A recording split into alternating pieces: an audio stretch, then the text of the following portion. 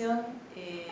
voy a centrarme más específicamente en la experiencia argentina, porque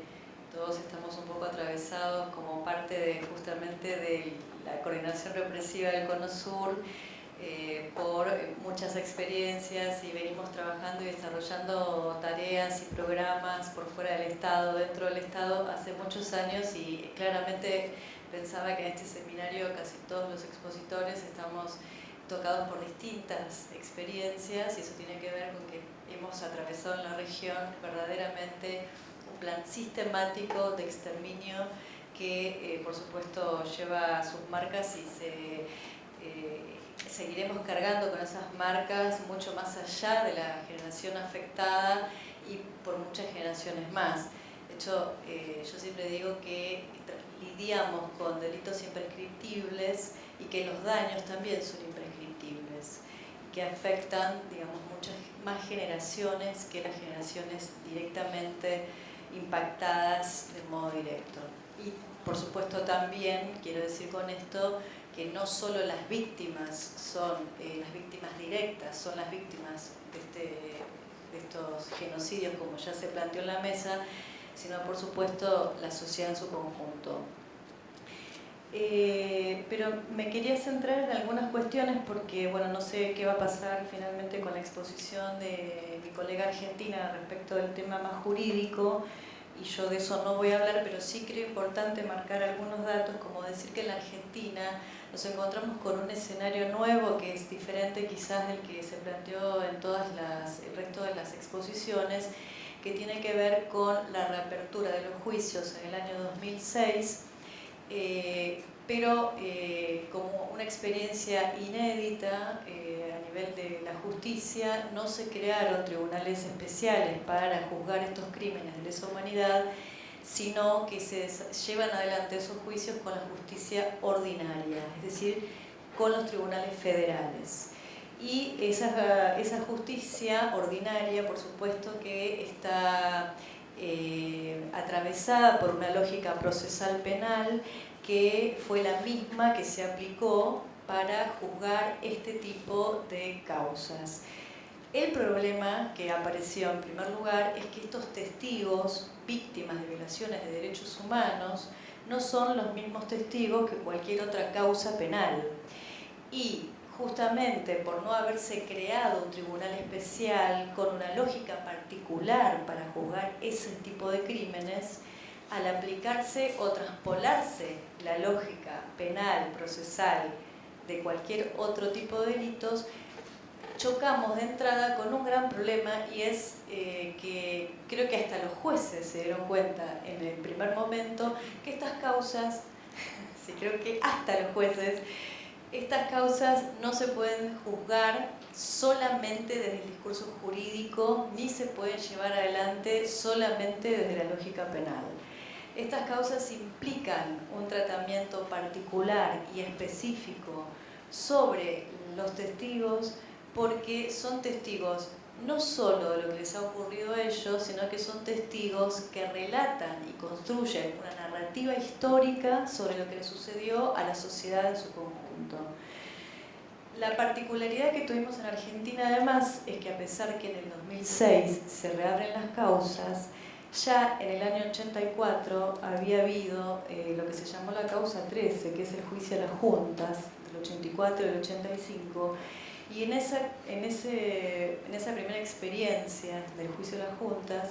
se consolidó la idea, se comprobó que existió, digamos, un terrorismo de Estado.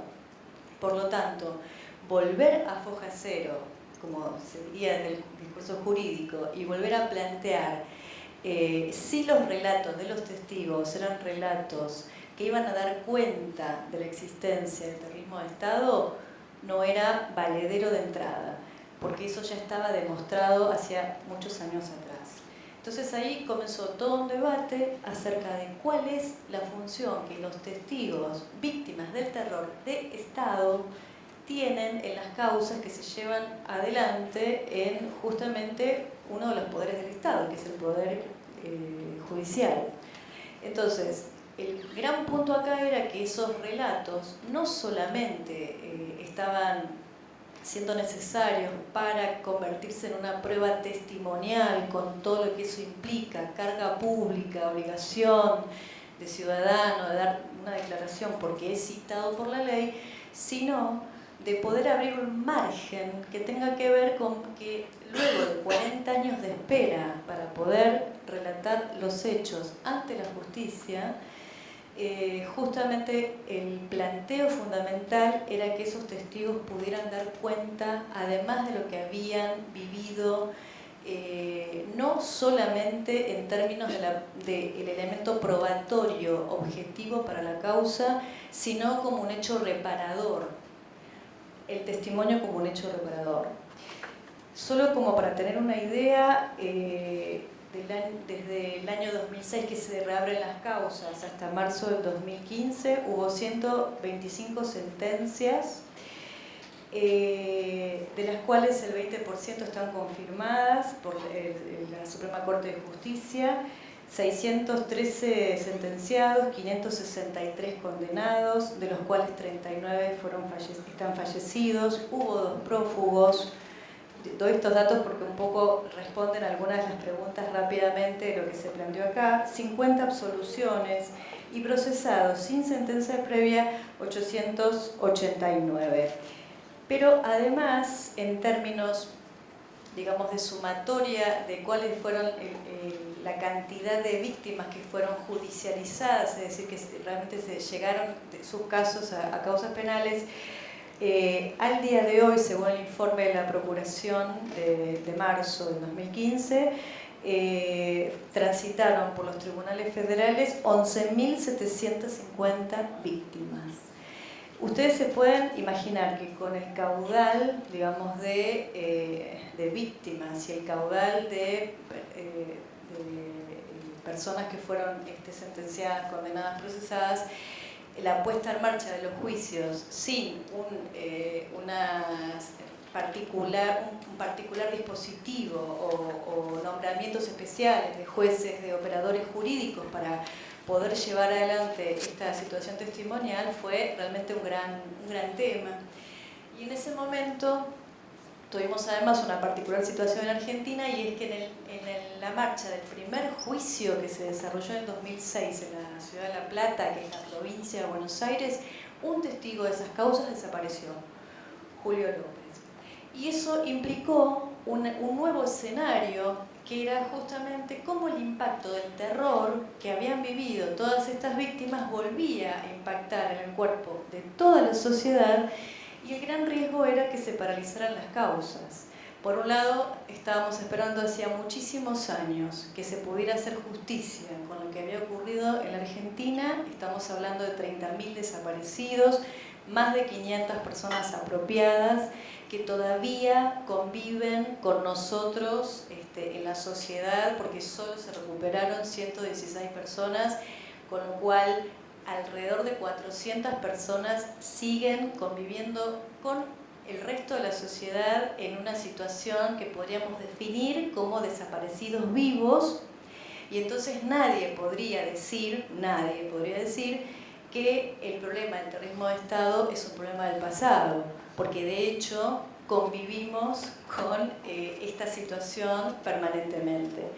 Además de que de los 30.000 desaparecidos, solamente hemos accedido al nombre de 10.000, 11.000 y a muchísimos menos restos identificados. Entonces es un hecho que todavía se sigue produciendo y que todavía convivimos, coexistimos con esa magnitud de delitos. En ese sentido, la primera cuestión que nosotros notábamos entonces, ya en 2006, es que si había además un desaparecido en el escenario que volvía a producir o a reactualizar de un modo atroz el efecto del terror, los juicios iban a paralizarse, porque el terror sobre las víctimas iba a producir esa paralización. Con lo cual, la primera respuesta que el Estado otorgó frente a eso fue que podíamos poner entonces mayor protección a los testigos. Pero ahí también teníamos un problema, que era que si el Estado responde con medidas protectorias, poniéndole fuerzas de seguridad para que las personas que fueron víctimas, las fuerzas de seguridad, se sientan protegidas, realmente esto iba a complicar mucho más el panorama,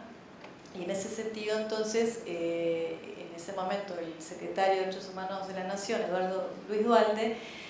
me convocó para pensar junto con los otros funcionarios estatales y los demás programas cómo podíamos implementar una medida protectoria que no tuviera que ver con la lógica protectoria dura del Estado. Y en ese sentido nosotros construimos un dispositivo que digamos, tenía que ver con el acompañamiento a las víctimas en nombre del Estado, es decir, como funcionarios representantes del Estado, quienes veníamos de trabajar hacía muchos años también en el campo de las organizaciones de derechos humanos, aportar esa experiencia y entonces proponer el acompañamiento como una medida protectoria fundamental, porque hay dos niveles del riesgo que nunca se incorporan dentro de las lógicas estatales o se incorporan en muy pocas lógicas estatales. Por eso lo de la experiencia clínicas del testimonio es muy importante en Brasil,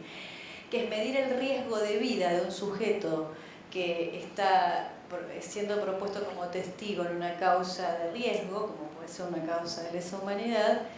pero que muchas veces el riesgo no pasa por el riesgo de vida, sino que pasa por el riesgo subjetivo,